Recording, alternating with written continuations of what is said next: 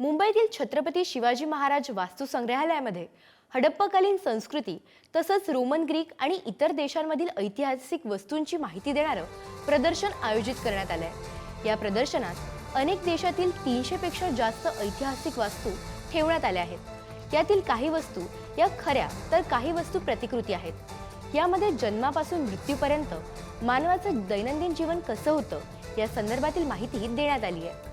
हडप्पाकालीन संस्कृती, नाणे, मुद्रा तसंच दागिने याची सुद्धा माहिती देण्यात आली आहे।